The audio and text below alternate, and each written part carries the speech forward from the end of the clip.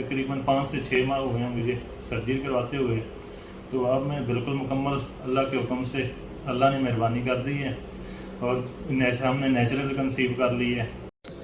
अस्सलाम वालेकुम जी, मैं हूं डॉक्टर ज़ीशान और आज आपके पास एक और सक्सेस स्टोरी लेकर आए।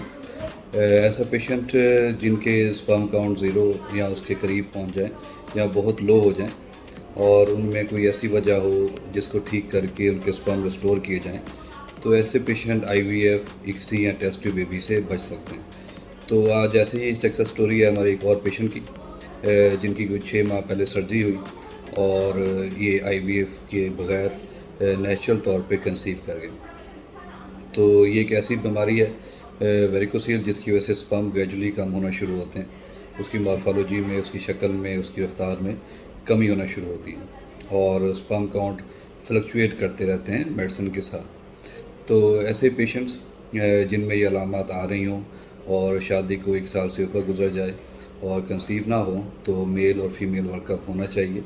और ये हमारे दोस्त हैं, पेशेंट हैं, ये आज अपनी स्वीट्स लेकर आए और ये जी बड़ा डॉक्टर के लिए एक बहुत बड़े एजाज़ की बात होती है कि उसका पेशेंट ठीक हो जाए और कोई गिफ्ट लेकर आए।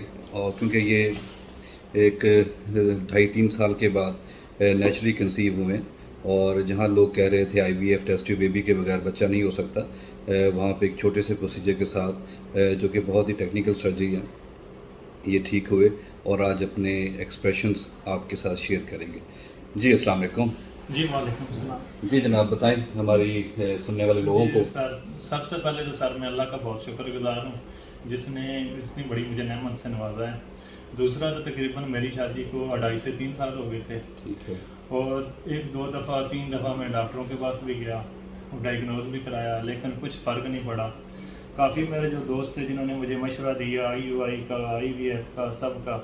फिर मैंने नेट से सर्च किया, तो फिर मेरी आपसे तकरीबन बात हुई, नेट पे बात हुई है। फिर मैंने आपके पास विज़िट किया, फिर आपने डायग्नोज किया और उसके बाद आपने तकरीबन मुझे 1-2 माह तकरीबन मेडिसिन खाई। उसके बाद आपने मुझे ये सजेशन दिया कि जो वेरिकोसील है इसकी सर्जरी करवाएंगे तो फिर ही कोई इसका हल होगा। फिर सर मैंने आपसे सर्जरी करवाई, तो अल्लाह के फजल व करम से तकरीबन 5 से 6 माह हुए हैं मुझे सर्जरी करवाते हुए।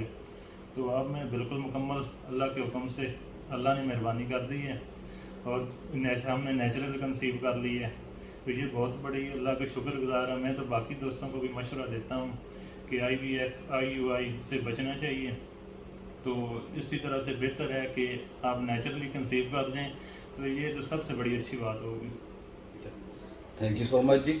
और ये इन्होंने बहुत ही अच्छी बात की कि लोगों ने बहुत सी बातें भी की होंगी और मशवरा भी इस अंदाज से देते हैं कि वो एक किस्म का दिल पे वार होता है। तो ऐसे ही IUI, IVF, ICSI भी एक ऑप्शन है ऐसे मरीज़ों के लिए जिनमें बिल्कुल ही कोई कॉज ना मिले या कोई ट्रीटमेंट का आमद ना हो। लेकिन सबसे पहले काज का रूल आउट होना, डायग्नोसिस का बनना बहुत ज़रूरी है। और कुछ बीमारियां ऐसी हैं जिनमें स्पर्म काउंट लो होता है, कम होना शुरू होता है।